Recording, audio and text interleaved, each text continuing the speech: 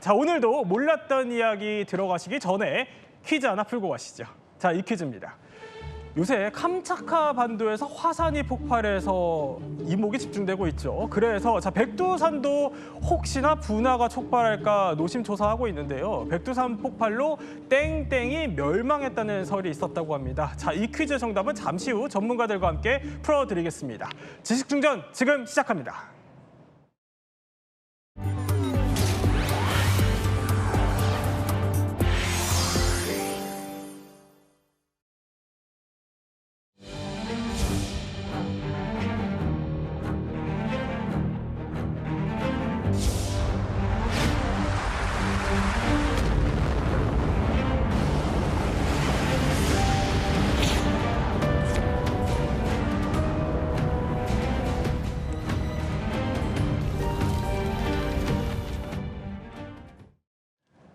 자, 러시아의 극동 지역에 있는 캄차카 반도라는 곳에서요, 화산이 동시다발적으로 폭발했습니다. 영상 한번 보겠습니다.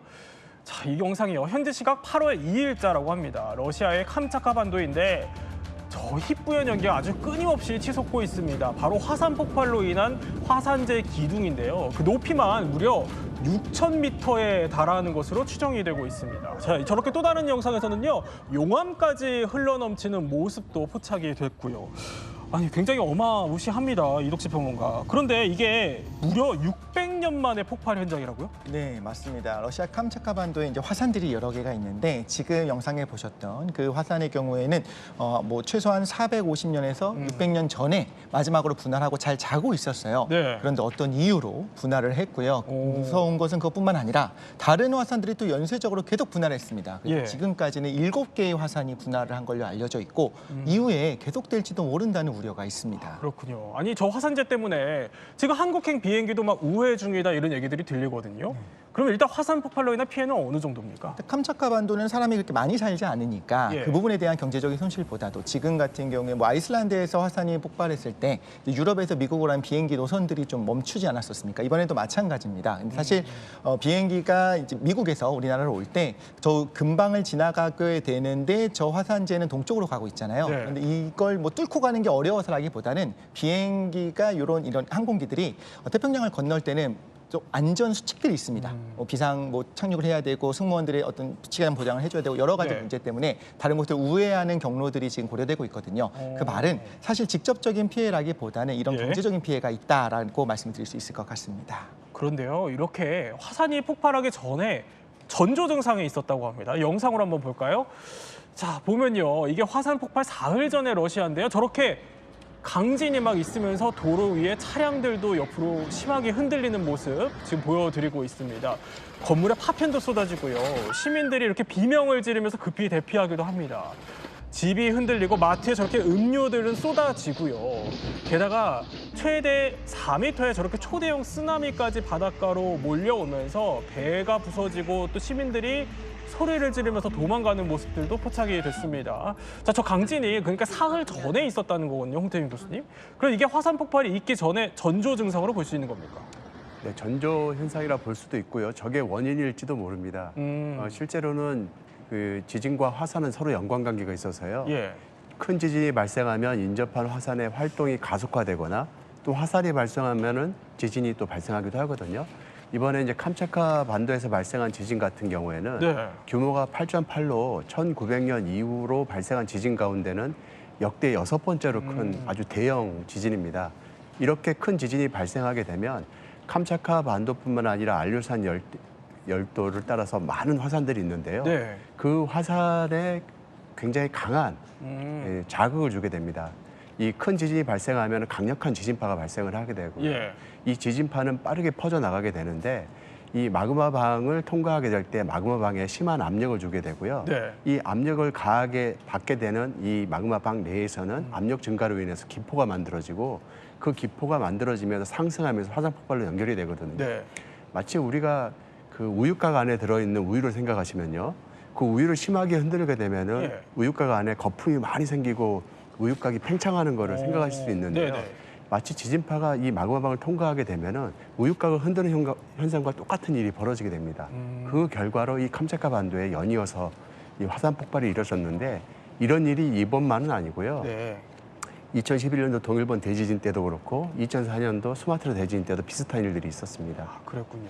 자, 그런데 이 지진과 또 화산 폭발에 주목을 해야 되는 게 곽재석 교수님. 그러니까 흔히 말하는 이 불의 고리라는 지역을 중심으로 이게 대지진이 이어졌기 때문이라고 해요. 네, 불의 고리, 환태평양 조산대 뭐 이런 말도 많이 사용하곤 하지요. 예. 태평양을 쭉 돌아가면서 고리 모양으로 산이 많이 생기거나 땅이 많이 변하거나 지진이나 화산 활동이 많이 일어나는 지역, 요 지역을 이야기하는 뜻입니다. 지구의 겉면이 흔히 판 모양으로 네. 물 위를 떠다니는 접시 같은 그런 판 모양으로 여러 가지로 나뉘어져 있다. 그래서 판 구조로 되어 있다는 판 구조론 뭐 이런 것이 요즘 정설로서 널리 인정이 되고 있는데 그런 지구의 겉면을 이루는 여러 개의 판들이 마침 이 태평양 주변에서 서로 네. 이렇게 부딪히는 부분들이 쭉 나타나기 때문에 이 지역에서 여러 가지 이런 지각 활동들이 활발하다라고 예. 이야기를 하고 있습니다. 이거를 별명 비슷하게 불의 고리라고 부르게 된 좀 간접적인 이유 중에 하나는 1960년대에 전설적인 미국의 칸츄리 가수죠. 조니 캐시가 히트시킨 노래 중에 링 오브 파이어라는 노래가 있습니다. 이 노래는 뭐 사랑 노래긴 한데요. 네. 마침 그게 불의 고리라고 해가지고 영어로 같은 뜻이거든요. 그래서 지진이 많이 일어나는 일본 같은 곳에서 불의 고리라고 하면 좀 화산이 많이 일어나는 좀 환태평양 조산대를 뜻하는 이야기지만 미국에서 링 오브 파이어라고 하면 60년대 흘러간 칸츄리 히트곡을 뜻하는 그런 말이 될 수도 있는 거죠. 그러다 보니까 이 말이 유행을 하게 되어서 좀 굳어졌는데 네. 실제로 지금까지도 이런 화산이나 지진이 많이 관찰되는 것이 이번에 일어난 뭐 캄차카반도 포함되어 있고요. 뭐 일본이라든가 미국 서부라든가 남아메리카 서부 지역 이렇게 우리가 지진하면 많이 떠오르는 지역들이 여기에 다 포함이 되어 있어서 네. 예, 뭐 지진의 세계에서 일어나는 지진의 뭐 90%, 큰 화산의 80%가 여기서 나타나는 것 아니냐라는 정도의 이야기도 보도되고 있습니다. 그런데요, 우리나라 같은 경우는 그러니까 불의 고리의 중심부에 속하지는 않지만 또 인접해 있는 나라입니다. 그렇다 보니까 이게 강진이나 화산 폭발이 자칫 우리한테도 영향을 주는 거 아니냐 이런 우려들이 나오는 건데 이덕수 평론가. 근데 우리 한반도에는 여전히 살아 숨쉬는 화산들이 있잖아요. 네, 좀 쉬고 있죠. 그렇긴 하지만 어쨌든 세 개의 화라산이 있습니다. 예전에 우리가 배울 때는 사화산, 휴화산, 화라산 이렇게 배웠었는데 지금 지질학적으로는 휴화산이라는 개념을 사용하지 않고요. 네. 최근 10,000년 이내에 분화했던 기록이 있다라고 한다면 분화했었던 그런 게 있다고 하면 그것은 화라산으로 분류를 합니다. 그래서 우리나라의 세 개를 말씀을 드리자면 이제 제일 많이 알고 계시는 백두산이 있고 또 한라산이 있고요. 또 하나는 울릉도가 있습니다. 울릉도. 그런데 뭐 백두산은 좀 자세히 우리가 좀 다뤄보겠지만 네. 제주도의 경우에는 좀 신기한 것이 뭐 기록마다 달라요. 꽤 예전에 멈췄다라고 하는 것도 있지만 최근에 또 여러 가지 이야기들을 보니까 5,000년 전에도 분할했었다, 뭐 3,500년 전에도 분할했었다. 네. 그때 뭐 거기 살았던 사람들은 무언가 분화하는 모습을 봤을 거다. 뭐 꽈강하면서 뭐 천지가 개벽하는 그런 분화가 아니었을지라도 화산의 분화의 어떤 기록들은 좀 있는 것 같고요. 뭐 글로된 기록은 아닐지라도요. 또 울릉도 같은 경우에도 지금 주의 깊게 계속 보고 있는데 네. 그 아래쪽에 어쨌든 마그마 방은 있고 거기에 마그마 방에 계속 마그마가 공급된다는 거는 언젠가는 분화를 한다는 거거든요. 그러면 그 과정에서 뭐 온도가 올라간다든가 여러 가지 뭐 진동이 있다든가 한 것들이 있는데 실제로 울릉도 근처에서도 뭔가 지질학적인 변화들이 감지가 되고 있어서 네. 실제로 이제 화라산으로 분류도 되고 우리가 주의 깊게 볼 필요도 있는 것 같습니다.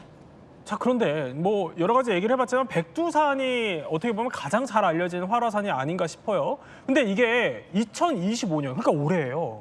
대폭발설이 돌고 있어요? 백두산 대폭발설 이건 뭐 잊을만 하면 한 번씩 나오는 이야기인데요. 예. 일단 이 이야기가 나온 근본적인 이유는 지금으로부터 약 1,000년 전, 그러니까 9세기에 백두산이 네. 한번 굉장히 크게 폭발한 적이 있었기 때문입니다. 오. 요거가 딱 그 9세기 그때 일어난 폭발이라 10세기 그때 딱 일어난 거라고 해가지고 900년 되니까 10세기죠. 네. 10세기에 굉장히 크게 일어난 사건이었기 때문에 뭐 밀레니엄 대폭발, 뭐 밀레니엄 대분화. 아, 그러니까 이런 100년 식으로도 전 1925년 저 때요. 네, 1000년 전 946년 저 때가 네. 이제 밀레니엄 대폭발인데요. 오. 저 때 일어났던 폭발이 정말 인류의 역사 이래 유례가 없었을 정도로 저거보다 더 큰 폭발은 인류의 역사가 시작된 이래로는 예. 몇 번 없었을 것 같다라고 할 정도로 굉장히 큰 폭발이었고 그렇다 보니까 관심을 많이 받게 되고 있는데 네. 그 사이에도 드문드문 그러니까 946년부터 지금까지 사이에도 드문드문 백두산의 활동들이 자주 관찰이 됐었거든요. 그렇다 보니까 이게 뭐 어떤 100년 주기로 활동이 활발하게 나타나는 거 아니냐. 지금 이제 한 1,000년 정도 지났으니까 네. 어떤 큰 활동이 일어날 수도 있는 것 아니냐라는 정도의 짐작이 좀 이야기로 변해가지고 돌아다니고 있는 것입니다. 아까 10,000년 이내에 폭발했다라고 하면 굉장히 뭐 활발한 화라산으로 본다라고 말씀해 주셨는데 하셨는데 네. 1000년 정도의 기간이면 이 지질 연구에서는 굉장히 짧은 시간이거든요. 지구의 46억 년 역사에 비하면 우리가 뭐 사람의 경우에는 1000년의 사랑이다라고 하면 되게 긴 사랑이지만 네. 예, 화산 입장에서는 지구 입장에서는 1000년이면 되게 금방 사귄 거예요. 예, 그렇다 보니까 이게 더 주목을 받고 있고 특히 근래에 90년대 이후에 연구가 진행되면서 예. 백두산 지하에 마그마 방이라고 하는 용암이 저거요? 분출될 수 있는 이 마그마 덩어리가 모여 있는 지역이 예. 10km, 20km, 27km, 32km 지하에 대략 한 4중으로 4군데 정도 마그마 방이 형성되어 있는 것 같다라는 그런 추측도 나오고 있습니다. 그렇다 보니까 이것이 만약에 폭발하고 분출한다라고 하면 네. 굉장히 폭발 규모도 크고 피해도 크지 않겠느냐. 더군다나 백두산은 그 위에 천지라고 해서 네. 커다란 이런 호수가 형성돼 있잖아요. 그것도 어쩌면 폭발에 더 큰 피해를 더해줄 수 있다라고 해가지고 더 관심을 많이 받고 있는 거죠. 아니 그런데요. 실제 최근 몇 년간에 그러니까 백두산을 둘러싸고 화산 폭발 징후들이 포착이 되고 있다고 해요. 그게 뭐 일종의 주장이기는 하지만 저희가 한번 모아봤어요. 이게 진짜 폭발 징후일지. 첫 번째 뭘까요? 보면은 백두산 정상에 나무가 말라간다고 해요. 어떤 나무가 말라간다는 거죠? 실제로 분화하기 직전에 이런 일들이 벌어질 수 있는 건 많은데 예. 예를 들면 나무가 말라간다고 해서 곧 분화한다라고 이제 1대1로 연결되기 좀 어려운 부분이 있습니다만 실제로 2003년에 그때 굉장히 백두산이 여러 가지로 지작적으로 좀 활발한 움직임을 보였습니다. 네. 그때 정상으로 갈수록 나무들이 좀 말라 죽어가는 것들이 관찰이 된 거예요. 왜 말라 죽었느냐를 생각을 해야 되는데 실제로 화산은 아까 교수님 말씀해 주신 것처럼 아래쪽에 네. 마그마가 지금 위로 올라오고 있는 상황입니다. 계속 마그마가 공급되니까 위로 올라오거든요. 그러면서 마그마가 위쪽으로 올라오게 되면 거기 원래 녹아 있었던 화산 가스들이 지표면을 통과하면서 바깥쪽으로 조금씩 나올 수가 있는 거예요. 그래서 일반적으로 나와야 되는 화산성 가스의 양과 비교했을 때 이렇게 더 높아지게 되면 네. 나무들이 죽을 수가 있는 거죠. 그래서 아마도 2003년쯤에 좀 활발하게 됐을 때 여기저기 뭐 화산성 지진도 증가를 하게 되고 구구구 하면서 뭐 약간 틈도 생기고 했겠죠. 그때 네. 나왔었던 그런 화산성 가스들 때문에 나무들이 말라 죽을 수가 있습니다. 그때 그래서 곧 임박했다. 좀 있으면 분화할 수 있는 거 아니냐 이런 이야기가 나오기도 했었고요. 지금 당장 뭐 화산성 가스 때문에 뭐 고사목이 증가하고 있다라는 건 아니지만 지금도 유의해서 봐야 되는 것이 갑자기 오늘부터 내일부터 갑자기 1년, 2년 안에 네. 갑자기 나무들이 말라 죽어가기 시작한다라고 하면 그럼 좀 위험 신호로 받아들일 수 있는 여러 가지 중에 하나로 볼 수 있을 것 같습니다. 그렇군요. 자, 그러면 두 번째 징후가 어떤 게 포착이 됐을까요? 자, 두 번째 징후는요, 이겁니다. 그러니까 백두산이 부풀어 올랐다. 아니, 백두산이 부풀어 올라요? 네, 그 활화산 같은 경우에는 마그마 방의 압력이 차서 마그마가 상승을 하게 되면은 예. 정상부가 점점 부푸는 현상들이 벌어집니다. 실제로 화산 폭발이 임박한 많은 화산들에서 보이는 현상들인데요. 예. 이런 일들이 백두산에서도 2000년대 초반에 관측이 됐다라는 보고가 있긴 한데요. 네. 다만 이제 그 연구 결과에 따라서 이 연구 결과가 과연 부품을 정확하게 판단할 수 있느냐를 가지고 좀 논쟁이 있기도 하거든요. 하지만 저러한 연구 결과들이 예. 발표된 결과가 있고 특히 이제 주변에서 높은 온도 같은 것들이 관측이 같이 되면서 네. 백두산이 실제로 분화에 임박한 거 아니냐라는 얘기들이 돼 있고요. 또 2000년대 초반에 이렇게 그 화산 정사부가 부품과 동시에 네. 화산성 지진도 증가하게 됩니다. 이 화산성 지진이라고 하는 것은 마그마 방에서 마그마가 상승할 때 주변에 압력을 줘서 지진들도 유발하는 일들이 벌어지거든요. 네. 근데 이게 2006년도를 기점으로 해서 급격하게 감소하는 일이 벌어지면서 현재로서는 이제 지진 발생률이 매우 낮습니다. 그래요. 그래서 발생하는 상황이 다시 안정화한 상태로 바뀐 게 아니냐라고 생각하고 있습니다. 그러면 세 번째 징후로 넘어가 볼게요. 징후가 상당히 많네요. 그러니까 세 번째는 이런 징후들도 있었다고 합니다. 그러니까 천지 주변의 온천 온도 이게 끌어오른다는 거예요. 상승했다는 건데 아니 실제로 천지에 그러면 온도가 상승을 했어요? 천지의 온도라기보다는 그 천지 옆에 보면 이제 예. 강백폭포라고 해가지고 굉장히 아름다운 폭포가 있는데 그 근처에 좀 유명한 온천이 있습니다. 네. 온천에서 이제 정기적으로 온도를 측정을 해보니까 90년대만 하더라도 이 온천의 온도가 한 69도 정도로 뜨거웠는데 네. 요즘 들어서는 최고 83도까지 나타나는 것 그래요? 같다라고 해서 이게 네. 왜 뜨거워지고 있느냐에 대해서 뭐 여러 가지 생각들을 하고 있는 것이죠. 더군다나 근처에서 대기의 성분을 분석한 결과에 대해서도 뭐 좀 여러 가지 생각을 하게 해주는 결과가 나왔는데요. 대기의 성분 중에 우리 화학 시간에 주기율표 배우신 분들은 제일 가벼운 물질이 수소고 그 다음에 헬륨이다라는 거 배우시면 기억이 나실 텐데 이 헬륨이라는 게 지구에는 잘 없고 태양에는 풍부한 원소이기 때문에 태양이라는 뜻의 그리스어 헬리오스에서 이름을 따가지고 헬륨이라는 이름이 붙은 거거든요. 그래서 헬륨이라는 이 원소는 지구에는 별로 없어야 정상입니다. 예. 그런데 이 천지 근처 백두산 인근에서는 이 헬륨의 농도가 일반적인 대기의 온도보다 7배 정도 많은 곳까지도 확인이 되고 있습니다. 그렇다면 이 헬륨이 갑자기 어디서 왔느냐? 네. 뭐 근처에 뭐 놀이공원에서 풍선이 많이 있어가지고 그게 다 터졌을 것도 아닐 텐데 아마도 지하의 어떤 특수한 환경에서 생성되었던 헬륨이 네. 이 지각 운동이 활발해지면서 틈 사이로 나온 게 아니냐라는 추측을 해볼 수가 있거든요. 그렇다 보니까 뭐 이렇다고 해서 뭐 금방 백두산이 분화할지 10년 후, 100년 후에 분화할지 결정적으로 말할 수는 없겠습니다만 적어도 좀 활발해지는 방향으로 갈 수 있다라는 간접 증거가 몇 가지는 있다. 네. 정도의 이야기는 해볼 수 있겠죠. 자, 또 다른 징후가 준비되어 있습니다. 마지막 징후 한번 볼까요? 아니, 그러니까 저게 뱀이잖아요. 뱀떼가 포착됐다는 거예요? 네. 실제 지난 10월에 굉장히 수천 마리의 뱀떼가 뭐 지나가다가 막 차에 깔리기도 하고 이런 것들이 포착이 됐습니다. 예. 당연하게도 뱀이 많이 나타났다라고 해서 이것이 화산의 징조다, 뭐 전조다라고 얘기하기는 어렵습니다만 이들이 왜 갑자기 이렇게 움직였는가는 여러 가지를 우리가 생각할 수 있을 것 같아요. 뭐 당연히 기후 변화도 있을 수 있고 여러 가지 있을 수 있습니다. 생태계의 파괴도 있을 수 있을 텐데 기본적으로 뱀이 땅 속에 산다는 걸 생각을 해보자면 인간이 느끼지 못하는 아주 작은 여진들로 내부 구조가 좀 바뀌었거나 아니면 인간이 뭐 지금까지 측정하지 않았었지만 무언가 온도가 달라지고 화산성 가스가 나와서 얘네들이 네. 뭔가 불편함을 감지하고 딴 데로 가자, 우와 도망가자 하면서 같이 움직였을 가능성이 있다는 거예요. 그래서 뱀이 많이 움직인다, 어떤 곤충이 갑자기 나타난다, 동물들이 막대로 움직인다, 화산이 임박했구나라고 해석할 건 아니지만 네. 기존의 어떤 커다란 분화의 이전에 보면 여러 동물들이 때로 이동하는 것들이 먼저 발견되기도 했었습니다. 그래서 여러 가지를 생각해 볼 때 뭔가 분명히 이상 징후는 있긴 있었구나라고 생각할 수 있는 부분들이 있습니다. 아니, 그러면 백두산이 폭발할 때를 가정에서 얘기를 안 해볼 수가 없을 것 같아요. 폭발한다면 실제 위력은 어느 정도일까요? 1000년 전의 폭발은 밀레니엄 이럽션이라고 해서 폭발 규모가 매우 컸습니다. 예. 인류 역사상 가장 큰 폭발 중에 하나라고 생각을 하는데요. 폭발 지수가 한 7이 넘는 거로 생각을 하고 있습니다. 우리가 잘 알고 있는 폼페이 폭발 같은 경우는 이거보다는 100배 정도 규모가 더 낮은, 우리가 그 규모를 따질 때는 폭발 양을 가지고 좀 네. 따지게 되는데요. 화산 폭발 지수가 두 단위가 더 낮은 지수가 폼페이에 해당되는 경우라고 생각을 하고 있습니다. 그런데 이 1000년 전의 폭발 규모만 되더라도 네. 당시 폭발한 화산재가 동해를 가로질러서 북해도 지역에, 그러니까 홋카이도 지역이에요. 한 5cm 정도 되는 화산재를 쌓았고 지금도 그게 관측이 되고 있습니다. 네. 그게 이제 백두산 화산 폭발로부터 유래된 화산재라는 게 알고 있는데요. 네. 그러다 보니까 당시 폭발량이 그 동해를 가로지를 뿐만 아니라 화산재 주변에서도 많은 화산재를 쌓을 정도인데 이 백두산으로부터 30km 정도 떨어진 지역에서도 한 5m 정도의 화산재가 관측이 되거든요. 또 백두산 사면에서는 한 30m 정도 되는 예. 화산재가 보이고요. 그런 정도라면 엄청난 규모가 되겠지만 다만 백두산의 폭발이 매번 있을 때마다 그 네. 정도의 규모는 아니기 때문에 단정하기는 좀 어렵습니다. 자, 그러면 백두산이 만약에 폭발을 한다면 어떤 일이 벌어질까? 저희가 가상 영상을 한번 직접 제작을 해봤습니다.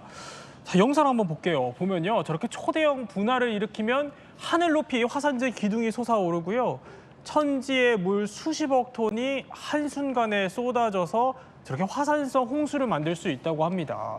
뭐 화쇄류와 용암이 사방으로 또 퍼지고요. 대기에는 수증기와 황산가스가 가득 차서 결국에는 저런 산성비로 내리게 된다고 합니다. 화산재와 또 가스가 태양빛을 가려서 보면 굉장히 어둡죠, 하늘이. 그리고 또 기온이 떨어지면서 농작물이 말라 죽고 기근이 닥칠 수 있다고 합니다. 자, 게다가 초대형 폭발까지 이어진다면 몇 년간 이 북반구 전역이 냉해를 겪을 수도 있다, 이런 관측이 보고되고 있습니다. 상상만 해도 굉장히 공포스럽거든요. 곽재식 작가님, 한반도에 혹시 끼칠 피해도 만만치 않을 것 같은데요. 일단 용암이 바로 직접적으로 덮쳐가지고 있는 피해는 그렇게 크지는 않을 것 같다라는 인식이 좀 많이 퍼져 있는 편입니다. 왜냐하면 아까 말씀드렸듯이 이 백두산이 과거에도 폭발한 기록이 있고 흔적이 있고, 그리고 그 후에도 백두산 폭발의 어떤 영향으로 활동으로 짐작이 되는 몇 가지 현상들이 역사 기록에도 남아있는 사례들이 몇 가지 있거든요. 이런 것을 보면 예를 들어서 뭐 조선왕조실록에 보면 조선 후기에 천화, 하늘의 불이 함경도 지역에 뭔가 닥쳐오는 이런 현상이 나타났다라는 기록이 있는데 현대에는 그게 아마도 백두산 인근에서 화산 활동의 영향이 아닐까라고 보고 있거든요. 그래서 그런 정도의 여러 가지 기록들을 종합 종합해 보면 직접적으로 화산에 용암이 미치는 그런 피해는 백두산 주변에 좀 제한적으로 있을 것 같고 네. 만약에 폭발의 규모가 커가지고 거기서 분출되는 화산재 같은 것들이 좀 더 광범위한 지역으로 펴진다고 한다면 굉장히 더 큰 피해를 입힐 수가 있겠죠. 일단 쉽게 생각해 볼 수 있는 거는 예전에 2000년대 후반, 2010년 전후로 해가지고 예. 아이슬란드에서 화산 폭발이 한 번 있어가지고 유럽에서 그 비행기 항공교통 대란이 한 번 난 적이 있었는데 네. 그런 정도의 항공교통의 마비 사태가 일어나는 거 충분히 생각해 볼 수가 있고요. 화산재가 덮쳐오는 방향이 1000년 전에 일어났던 폭발처럼 동해안 쪽으로 간다면 피해가 좀 적겠지만 네. 만약에 인구 밀집 지역으로 많이 온다고 한다면 미세먼지 같은 더군다나 굉장히 뾰족뾰족한 작은 화산재 가루를 사람들이 들이마실 때 생기는 호흡기 피해부터 그런 화산재 가루들이 농작물을 덮쳐가지고 농작물들이 제대로 자라나지 못하게 하는 농업 피해까지 여러 가지 피해를 생각해 볼 수 있을 것 같습니다. 자, 지금 보여드리는 거는 가상 제작 영상 저희가 보여드리고 있었습니다. 자, 그러면 이쯤에서 한번 퀴즈 풀어보겠습니다. 퀴즈 띄워주시죠. 자, 그러니까 백두산 폭발로 땡땡이 멸망했다는 설이 있다고 합니다. 땡땡. 곽 작가님 정답이 뭡니까? 저 이거 제가 타 방송에서 요거를 제가 주제로 한번 이야기한 적이 있어가지고 아, 그래요? 이거를 네. 이 설은 알고 있습니다. 뭐죠? 예, 정답이? 우리나라의 이 신라와 함께 대치했던 북쪽에 있던 고대 국가인 발해가 멸망했다라는 설이 90년대 한때 되게 인기가 있었던 적이 있었죠. 그러면 이게 설의 신빙성은 어떻게 됩니까? 이게 90년대에 인기가 많았어요. 일본 학자들 중심으로 이 이야기를 많이 했습니다. 일본에서 백두산에서 폭발한 화산재들이 많이 나타나고 있으니까 예. 발해라는 나라가 굉장히 짧은 기간에 거란족의 침략으로 되게 한순간에 멸망을 했는데 이 큰 나라가 이렇게 빠르게 망하려면 뭔가 자연재해 같은 큰 난리가 있어야 될 거다. 예. 그런데 발해 멸망의 시기와 이 백두산이 1000년 전에 폭발한 시기가 가깝지 않느냐라고 해서 이런 설이 나왔는데 현대에 좀 연구가 많이 진행돼 보니까 특히 2010년대 들어와서 영국 과학자들이 우리보다 더 북한 과학자들하고 가깝게 일하는 뭐 이런 일이 일어나가지고 과학적 연구 결과를 해보니까 시기가 가깝기는 한데 발해 멸망 후에 대폭발이 일어난 것 쪽으로 정리가 되고 있어서 직접적인 원인일 확률은 좀 작지 않을까 쪽으로 요즘은 좀 의견이 정리되고 있는 것 같습니다. 자, 거의 다 끝났습니다. 홍 교수님 짧게 여쭤보면은 자, 2025년에 백두산 폭발설 어떻게 좀 보십니까? 네, 아직은 뚜렷한 증거가 없는 상황입니다. 뚜렷한 증거도 없는 상황이고 이 백두산 폭발을 이루기 위해서는 백두산의 압력이 충분히 증가해서 여러 가지 현상들이 보여야 되는데 네. 그런 현상들이 현재 없기 때문에 폭발이 임박했다고 보기는 어려운 상황입니다. 지금은 폭발이 임박했다고 보기는 어렵다라는 또 전문가의 의견 주셨습니다. 세 분과 함께 백두산 화산의 폭발 가능성에 대해서 짚어봤습니다.